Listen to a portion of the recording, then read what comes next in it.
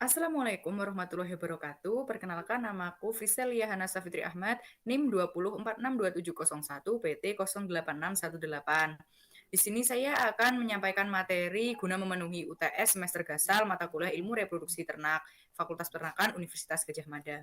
Langsung saja, materi yang akan saya sampaikan ada 7, yaitu pendahuluan, sistem reproduksi hewan jantan, hewan betina, hipotalamus, hipofisis, hubungan hipotalamus, hipofisis, dan gonad, dan yang terakhir pubertas. Materi yang pertama yaitu pendahuluan. Reproduksi atau perkembangbiakan merupakan bagian dari ilmu fisiologi. Pada umumnya reproduksi dapat berlangsung setelah hewan mencapai masa pubertas atau dewasa kelamin. Hal ini diatur oleh kelenjar endokrin dan hormon yang dihasilkan dalam tubuh hewan. Peranan proses reproduksi dalam kehidupan, contohnya, untuk menghasilkan telur, susu, dan ternak muda harus melalui serangkaian proses reproduksi dimulai dengan membentukan sel telur atau sel sperma, ovulasi, fertilisasi, pertumbuhan dan perkembangan fetus sampai dengan dilahirkan.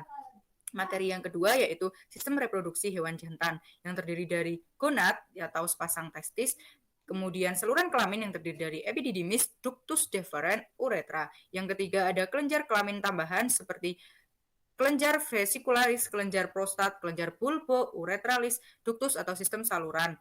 Dan keempat, alat kelamin luar seperti penis dengan pelindungnya atau preputium. Hormon yang berpengaruh langsung pada testis yaitu testosteron yang fungsi utamanya untuk spermatogenesis. Materi yang ketiga yaitu sistem reproduksi hewan betina. Secara anatomi, alat reproduksi betina terdiri dari 3, yaitu gonad atau ovarium yang terletak dalam rongga perut, mempunyai sepasang ovarium yang ukurannya berbeda-beda. Fungsinya untuk menghasilkan sel telur atau ovum dan menghasilkan hormon estrogen, progesteron, dan inhibin. Yang kedua ada saluran reproduksi meliputi oviduct atau tuba falopi, uterus, serviks, dan vagina. Yang ketiga, alat reproduksi luar meliputi vulva yang terdiri dari vestibula dan labia, serta klitoris yang mengandung erectile tissue sehingga dapat berereksi. Yang keempat, ada hipotalamus. Hipotalamus adalah bagian di encephalon yang membentuk dasar dan bagian dari dinding lateral ventricle 3 pada otak.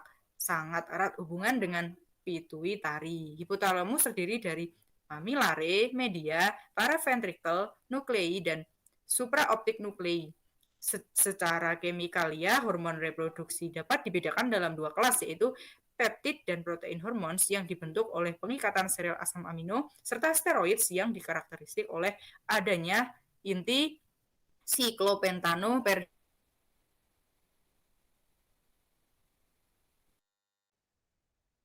turcica atau lana kuda pada dasar otak.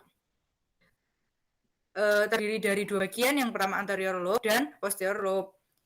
Anterior lobe terdiri dari pars discalis dan pars tuberalis, kemudian posterior lobe terdiri dari pars intermedia dan terdapat 2 macam sel yaitu chromopop dan chromopil.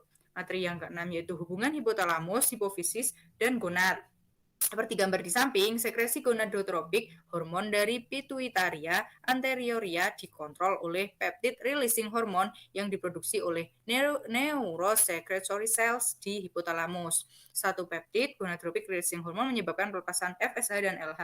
Aksi berbalik arah dari androgen dengan gonadotropin sangat diperlukan untuk pengontrolan fungsi reproduksi yang normal. Materi yang terakhir yaitu pubertas.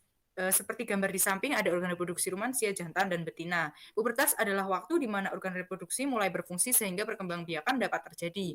Pada hewan jantan, pubertas ditandai oleh kesanggupan berkopulasi dan menghasilkan sperma di samping adanya perubahan kelamin sekunder lainnya.